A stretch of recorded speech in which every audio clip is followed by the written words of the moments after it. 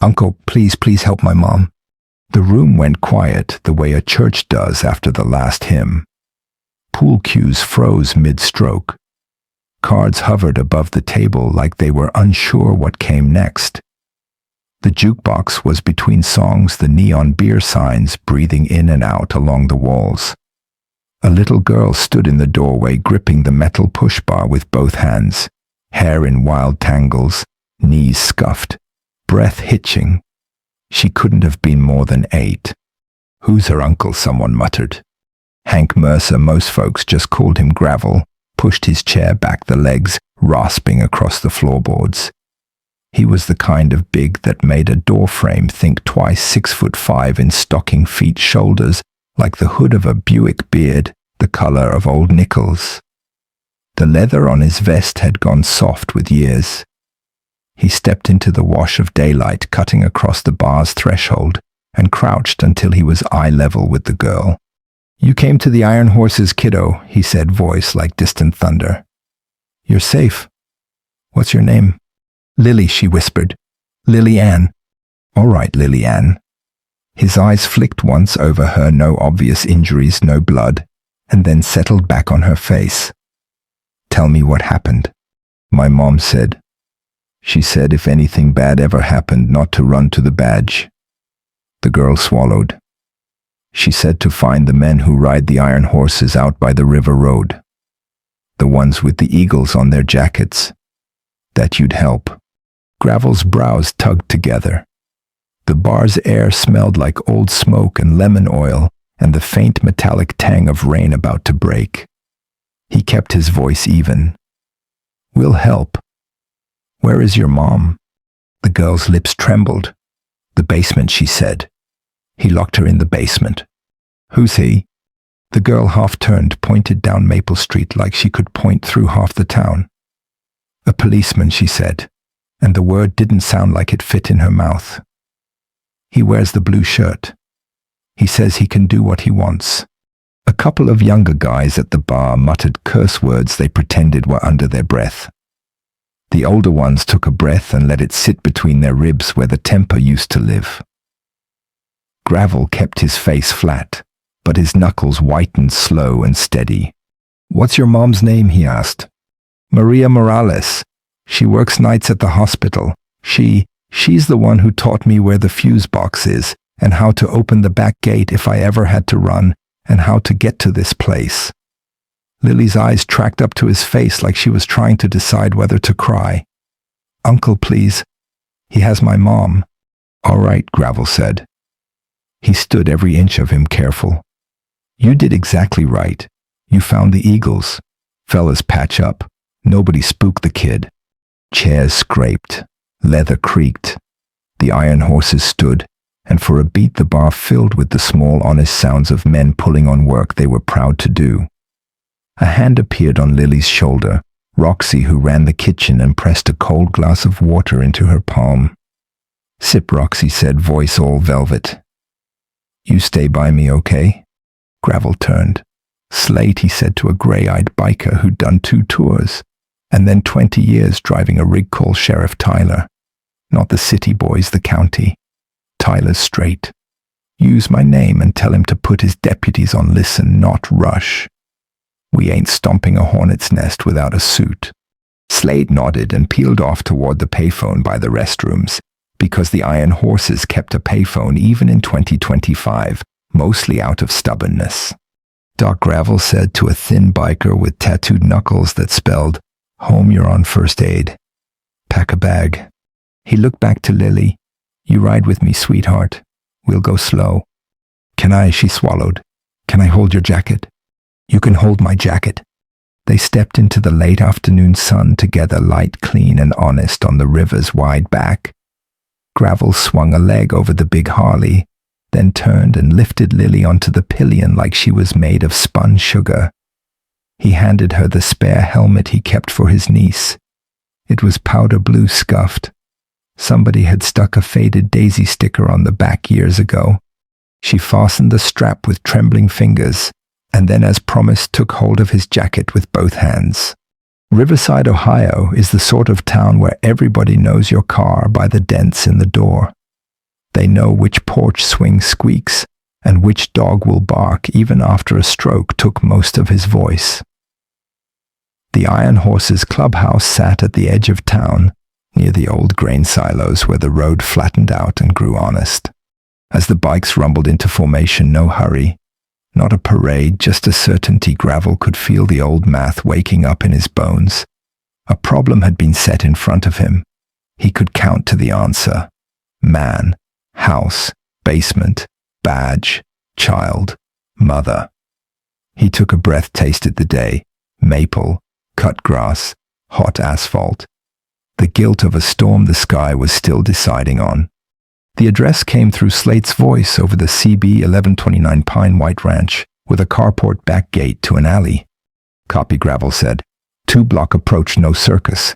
Slate, you good on the sheriff? Tyler's coming in, soft, Slate replied. Says he'll stage 2 streets over and let us handle the knock as concerned citizens performing a welfare check while he observes from a distance. He knows your voice. Good. Gravel looked in his mirror. Lily's helmet bobbed the tiniest bit with the thrum of the engine. He raised his voice so she could hear over the wind. Lily, you see anything that looks wrong? You tug twice on my jacket. That's our signal, all right. Okay, she said, voice small inside the helmet. Pine Street came up on the left, the little ranches watching with blinds half tilted. The house at 1129 was the kind of tidy that tries too hard. Grass clipped, 2 short garden gnomes lined like soldiers, a flag out front that looked newer than its pole. Gravel killed his engine and the others followed suit, the sudden quiet almost a shock. A few yards away, a deputy's cruiser nose peeked out from the alley like a shy dog. No sirens, no lights. Gravel swung off the bike and helped Lily down. You stay with Roxy again, he told her softly. Right here by the bikes. I'll be where you can see me. She looked up at him. This time he saw something else under the fear resolve, maybe. Something her mama had put there on purpose. Gravel and Slate walked to the front door. Gravel knocked in a way that was firm without being a threat. A heavy step inside. The deadbolt turned. The man who opened the door wore a Riverside Police Department t-shirt and sweatpants. He had the kind of haircut that made people say officer before they knew his name. He was early 40s, thick through the chest, the sort of face that had been handsome in high school, and then learned to throw its weight around. What he said flatly, looking past Gravel at the bikes like they were parked where they didn't belong. Gravel smiled the way a man does when he's trying to start nice. Afternoon.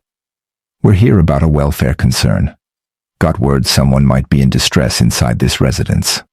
No one's in distress. The man's hand settled on the door, like he wanted to close it through them. You boys didn't see a badge on this house. I saw a flag, Gravel said mildly, and a yard that's too tidy by half. He leaned a little as if he could see past the man's shoulder. We'd like to take a look. You got a warrant? The man smiled sharp without humor. You don't get to take a look in my house. This is America.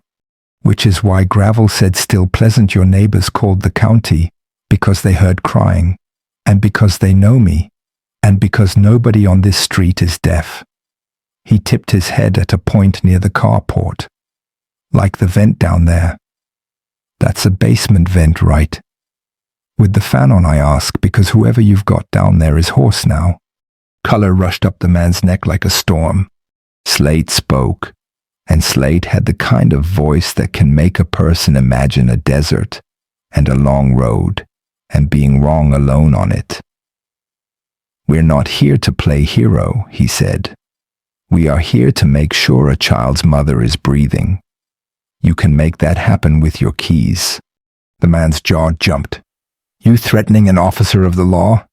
No, Sir, Slate said, dead calm. I am reminding a man of the law that the part that comes first is of the. Gravel lifted his hands, palms open. Nobody wants this to go sideways. Sheriff Tyler's deputy is sitting in the alley. He's got eyes. You open that door, We look, we say, all good if it's all good, and everyone eats supper. A long beat. Shoes on quiet floors inside the house. The man's gaze darted to the street, to the deputy nose in the alley, to the little girl clutching the side seam of Roxy's apron.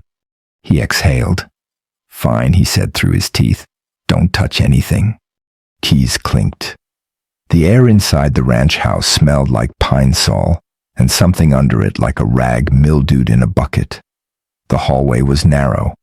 The door at the end was new beefy, where the others were hollow interior standard. Gravel's stomach did the small roll that meant trouble and old memories. The man unlocked the door and twisted the knob. The basement steps angled steep and tight, the light a weak wash from a bulb with a pull chain. A woman's voice came out of that stairwell, raw around the edges, a voice that had been strong for a long time. "Baby Lily, is that you?" The little girl made a sound that was nothing short of a keening joy, small and fierce. "Mama." Roxy's hand settled warm on Lily's shoulder like an anchor.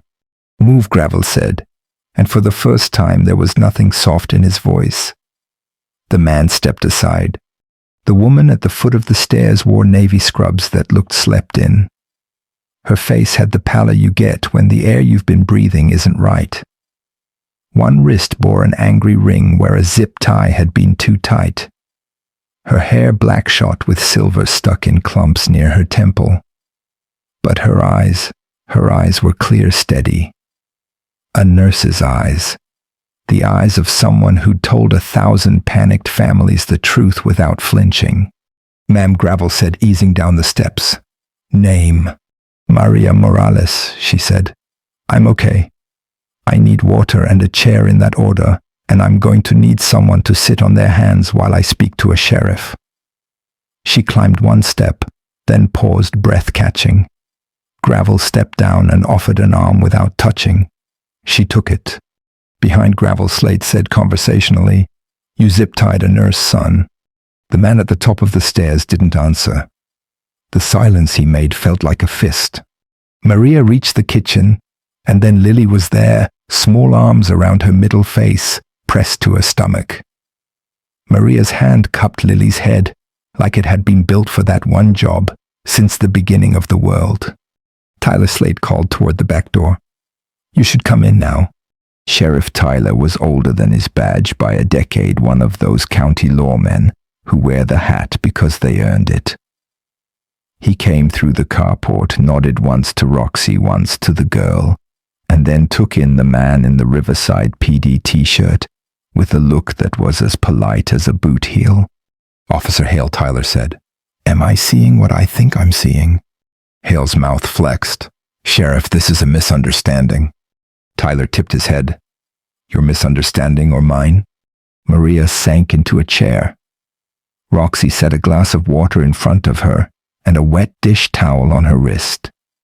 Maria sipped, then looked up. "Sheriff, my statement first," she said. "While I'm still steady." "Go on, Miss Morales." "Lily and I rent the house 2 streets over." Maria pointed with her chin, the motion negligible and precise. "Officer Trent Hale." She didn't look at him, and I dated briefly last year. It ended. About 2 months later, he started showing up not in uniform, letting himself into my house with a key he said he'd copied in case of emergency. He'd sit at my kitchen table and tell me what a single mother should be grateful for. He said maybe he could get me moved up the housing wait list for a better neighborhood if I'd be more cooperative. Hale began to speak. Maria didn't look at him. Yesterday he came by again while I was getting ready for my night shift. When I told him to leave, he got angry. I told him I'd call the department. I did. He laughed while I was on hold. Maria's mouth twitched. The uniform on the phone called him Sarge and said he'd let him know I'd complained. She took a breath. I told Lily the plan we made for emergencies. Then he grabbed me. I kicked the doorstop into place so Lily had time to slip out the back. The room listened. Listening is a thing a room can do when the right people are in it. "Ms. Morales." Tyler said softly, Did Officer Hale restrain you in his home without your consent? Yes. Did he strike you? No. He wanted me quiet. He said if I sat there and thought about what would be good for my daughter's future, I'd come around.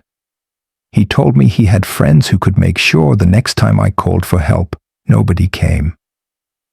She looked at Lily. That steel in her eyes softened. But my daughter didn't run to a badge, she said. She ran to the men I told her would help. Tyler turned, pinning Hale with that steady boot heel look. Officer Hale, you're under arrest for unlawful restraint, kidnapping, and official oppression. You have the right to. Hale exploded into motion. He pivoted toward the back door like he meant to run, but two members of the Iron Horses happened to be there looking at the fridge magnets because they were considerate guests.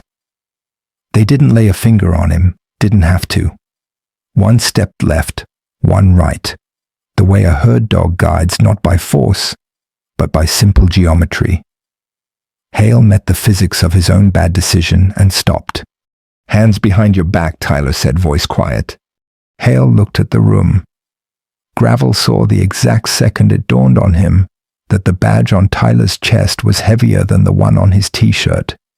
He put his hands where he'd told a lot of other men to put theirs, never thinking the order would boomerang. Steel clicked. There should have been cheers then or shouting. But the room held itself with the same containment Maria had. Gravel looked at Lily, at the little fist still caught in the leather of his vest. You did right, he told her, meaning it for more than just that day. News gets into a town the way water does, finds a seam and works it. By morning, the place knew enough to develop opinions. There were the folks who said the Iron Horses were vigilantes, and the ones who said if the county sheriff had to borrow a biker club to do his job, then maybe he wasn't much of a sheriff, and the ones who understood the thing under the thing that sometimes the people closest to power get comfortable enough to forget who it's for. Gravel didn't care which group anybody fell into. He cared that Maria and Lily were safe. He cared that Tyler had moved Hale into county where the city couldn't tuck him into a corner and call it internal. He cared about the grocery list Roxy wrote for Maria, and the spare keys the horses changed out on her rental that afternoon, with the landlord's blessing and the lock company's silent nod.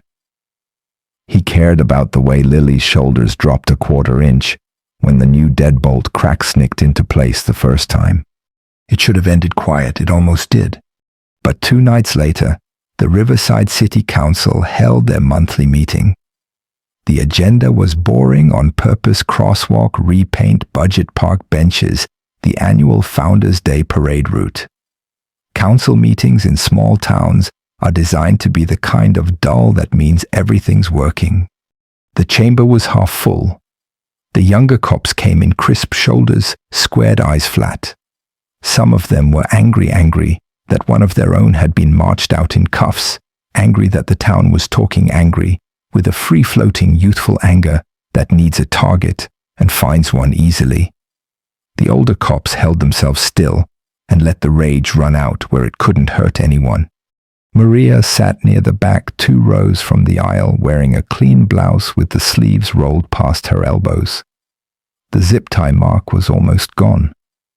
Lily sat beside her, a library book in her lap and a small stuffed rabbit in her backpack, because 8 is still 8 even when you've been brave. The Iron Horses filed in without patches, showing just men in clean shirts, smelling faintly of saddle soap and coffee. Gravel tipped his head to Sheriff Tyler, who stood in the aisle like a man who'd remembered he could. Tyler tipped his hat back and showed his eyes, and that was enough. Somebody who thought himself clever had signed up to speak during public comment under the name John Q. Citizen, which meant 2 things: he was a coward, and he was sure of his jokes. He stood at the podium, cleared his throat, and looked at Maria like she was a kind of problem he could solve by being humiliating loud enough. Now, I don't pretend to know all the details, he began, which is what people say right before they prove that they don't. But I do know a story's going around that a lady didn't trust the police, and instead she brought a biker gang to her rescue. And isn't that the tail wagging the dog? Ain't that setting a dangerous precedent for the youth? What are we teaching our kids about respect? Lily flinched, like the word respect had a splinter in it. Maria moved one knuckle just enough to touch her daughter's. The iron horses didn't move at all, which was louder than an outburst would have been. The council chair thanked the man and reminded the room to keep remarks civil. She glanced at the sign-up sheet. Next we have, she blinked, Miss Maria Morales. Maria stood.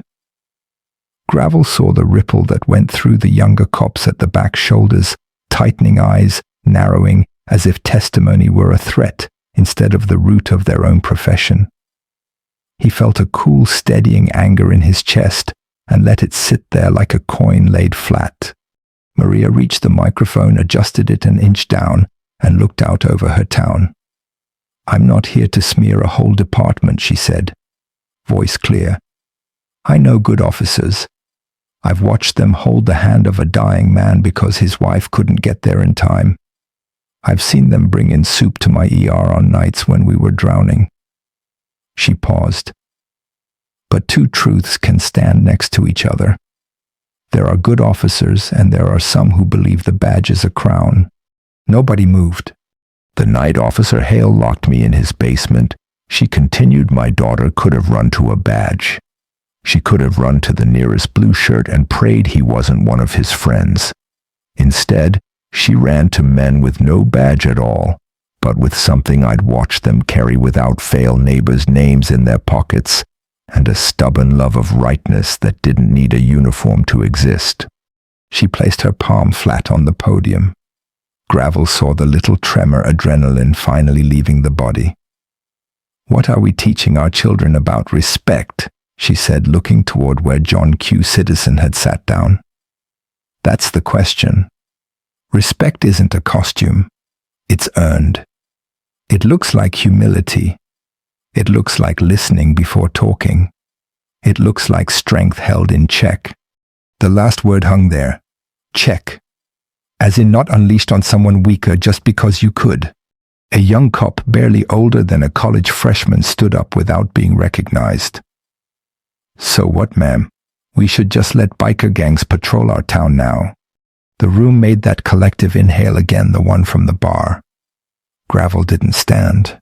He didn't have to. A voice sounded from the aisle instead, quiet, weathered. "Son Sheriff Tyler said you're going to sit down.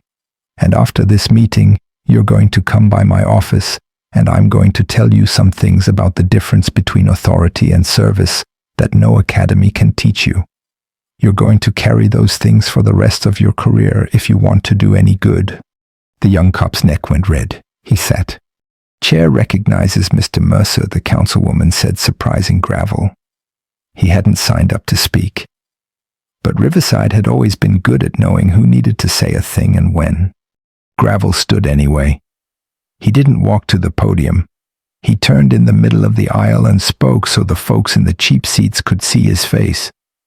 "My father," he said, "worked in the Deer plant until the plant left and the town didn't, and then he drove a school bus for 22 years. He used to say there are 3 kinds of strength. The first is the kind that lifts a thing. The second is the kind that holds a thing longer than it wants to be held. The third is the kind that sets a thing down before it breaks it." He looked at the young cop who jumped up.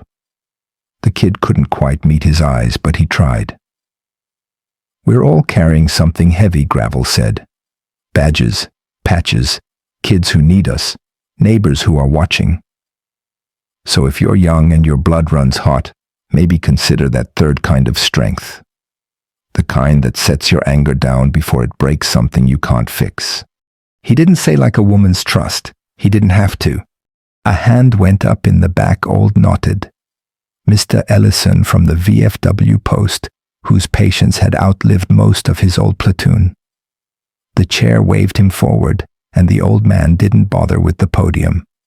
He tapped the bars on his cane with a single rigid finger. "Folks," he said, "I'm 81.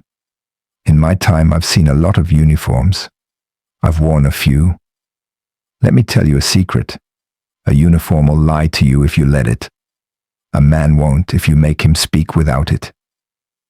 These fellas, he gestured toward the iron horses, helped because help was needed. The rest of you can argue policy until your mouths are dry. But where I come from, we see a child come through a door saying, "Please help." We write policy with our feet moving in the right direction. And then later, we write it on paper. If there had been applause, it would have broken something delicate. Instead, the room did a strange, beautiful thing. It breathed together. People shifted in their chairs, not because they were restless, but because they were paying attention. From the side wall, a woman in a city polo raised her hand. The chair nodded. "I'm Angela Duarte from Code Enforcement," the woman said, businesslike. "Unrelated to the criminal charges, my office inspected Officer Hale's property this afternoon with a warrant. That basement door, the one with the new beefy frame. That's a code violation. You can't install an interior fire-rated door without proper egress. I know it seems small next to the rest, but sometimes that's how rot shows itself. Little places where a man's sure the rules are for other people. We'll be pursuing that too." A couple of folks smiled, quick and real. The smallest justices glow like pilot lights. "Ms. Morales," the chair said, "is there anything else you wish to add?" Maria looked down at Lily, then back up. "Just this," she said. "Teach your children 2 phone numbers, 911 and the number of a neighbor who knows your name. Teach them there are good men in uniform and good men without one. Teach them to look for the men and women who lower their voices when someone smaller is afraid. That's who you go to." Her eyes flickered to the row where the younger officers sat. "And if you're wearing a badge, let your first instinct be humility. You'll still be plenty strong." Nobody clapped. It wasn't that sort of moment, but something in the room reset like a bent picture frame being nudged true. Out on the courthouse steps afterward, the evening felt rinsed. The storm that had flirted with town all week had finally broken and gone on to bother Indiana. The air tasted like concrete giving back the day. A reporter pointed a microphone at Gravel. "Mr. Mercer, do you think the Iron Horses are heroes?" Gravel shook his head, smiling a little. "Heroes are who you call when you've got no time left," he said. "We're neighbors. Sometimes that's better." Lily tugged at his vest again. He looked down. Her eyes were dry. The fear had drained out and left her with that wobble kids get when the adrenaline bill comes due. "Uncle," she said, she'd kept the name without asking if it fit. "Are you going to jail because you helped us?" "No, ma'am," he said. "Helping people isn't illegal yet, at least not in this county." He rapped his knuckles lightly on Sheriff Tyler's broad shoulder. "Not while we've got stubborn company." Lily considered this. Then she did a thing nobody was prepared for. She climbed 2 steps up, turned to face the little cluster of younger officers who stood with their jaws clenched, and lifted her chin. "My mom says respect is when you talk quiet, even when you're mad," she announced. That's what the uncles did. There was a chuckle from somewhere, but not the mean kind. One of the young cops, this one's buzz cut still looked apologetic, cleared his throat. "Yes, ma'am," he said to a second grader with skinned knees. "I'll remember that." Maria put a hand on Lily's head, smoothing down hair that would never lie completely flat. She looked at Gravel over her daughter's crown. "Thank you," she said. Gravel shook his head. "You taught her the right road," he said. "All we did was meet her halfway." Maria's mouth quirked. "Halfway is often the whole point," she said. "I tell that to families in the ER all the time. We'll meet you halfway. We'll get you through tonight." Roxy popped up at Gravel's elbow with a paper bag that smelled like heaven. "Chicken and dumplings," she announced, "because adrenaline burns up anyone's supper. And 2 apple fritters that got lost in the back room and found themselves again at the right time." Maria laughed, then a soft sound like a window finally sliding into its track. "God bless you." "Lady, I have a direct line," Roxy said solemnly, "to the kitchen." They stood there a minute, A little knot of people who didn't look like they fit together and did anyway. The sun edged low and found the courthouse's pillared face, turned the stone honey-colored, made the town look kinder than the news ever did. "Hey," one of the younger officers said, half to Gravel, half to the air. "You think? I mean, if I wanted to stop by the horses' clubhouse sometime and I don't know, bring a pie to say sorry for some of the things I thought." Roxy cut him off with a regal wave. "Son, if your apology arrives in a crust, this community will accept it." "Bring 2 pies," Slate added dryly, in case one gets lost on the way. Laughter threaded the gathering. Even the kid who'd stood up during public comments smiled like his face was new at it. Sheriff Tyler stepped to the top of the steps and turned to look at the flag rope clacking against the pole. "Town's going to be all right," he said to nobody in particular. "Town's always been all right," Mr. Ellison called from the sidewalk. "We just forget, and then remember again." A week later, Riversiders lined Main Street for the Founders' Day parade. If you've never seen a small town throw itself a party, you should. Kids in paper tricorn hats, barbershop harmonies, almost in tune convertible Mustangs with women who'd been Miss Sweet Corn in 3 different decades. The fire department's ladder truck came last, like always, its chrome polished like a mirror you'd tell the truth to. Somebody had the idea to ask Maria to ride in the back of the hospital's shuttle with the Community Heroes banner. She said no twice because dignity doesn't need a float, then said yes a 3rd time because sometimes the town needs to see what it is when it's at its best. The Iron Horses didn't have a float. They never did. But Gravel and Slate and Doc and a half-dozen others idled their bikes at the curb near the parade's end, helmets on, engines quiet. You could hear the smallest high school trumpet in the world trying to land on the right note.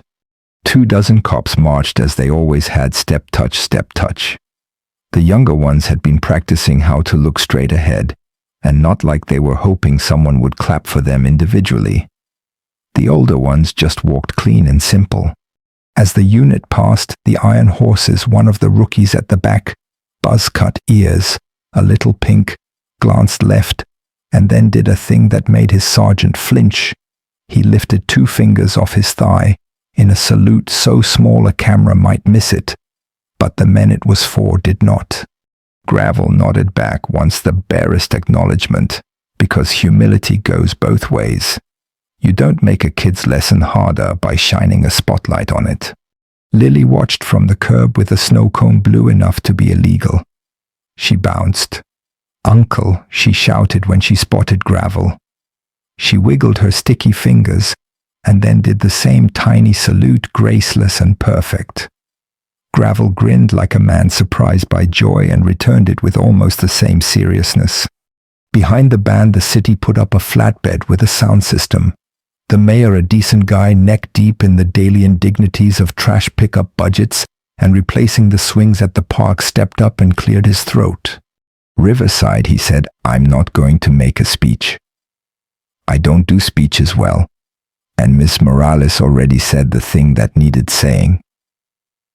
But I will say this: if you see a kid running, turn to meet them. If you see a neighbor hurting, step toward them.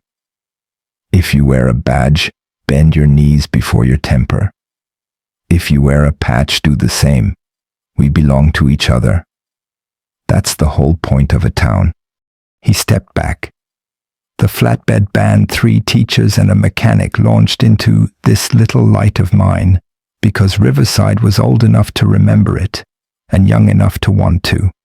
Gravel swung a leg over his bike, the leather warming under his palm. Slate kicked his stand up. The engines caught like lions, clearing their throats and then settled into purrs. Not loud, not showy, just there. Maria came to the curb with Lily, who had managed to paint half her face blue.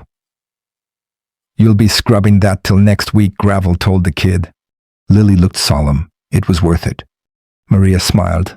"She says that about pancakes too." "Wise child," Slate observed. They stood like that, not saying much, the parade moving past like a picture book you'd read 1,000 times and still liked. Gravel thought about the first kind of strength and the second and the third. He thought about the door he hadn't broken, and the girl who had known exactly which way to run, and the woman who had told the truth without making it smaller, so it would fit in anybody's comfort. "Ms. Morales," he said at last, "you still got our number." "I've got your name," she said, "which is better." "And we've got yours," he said back, which he meant. The son leaned down a little more. Someone's granddad taught someone's grandson how to throw candy without taking out an eye. The flag's cloth cracked once in a clean wind. Riverside didn't become perfect that week. It didn't fall apart either. It did the ordinary miracle of any decent place. It learned a small lesson and kept going. Young men learned to set anger down. Older men remembered what their size was for. A sheriff found the straight part of his spine and liked the way it felt. A mother went to work, and a daughter slept through the night with a rabbit under her chin, and in a bar by the river road with a neon sign that spelled bar, like it meant it a pool cue, paused again, only this time because a man decided to let the kid take his shot first. You could call that nothing. You could call it the point. Respect, after all, isn't a costume. It's the way you hold the door for someone smaller than you, even when you could just walk through and no one would stop you. It's the way you tell a story without making yourself the hero. It's a town where a little girl can run to the men with the eagles on their backs, and the men remember the eagles were always supposed to be watching the weak from above, not circling them. And when the next kid comes through a door breathless and brave, the room will go quiet again, not with fear, but with the readiness that comes from people who've decided in advance the kind of neighbors they mean to be.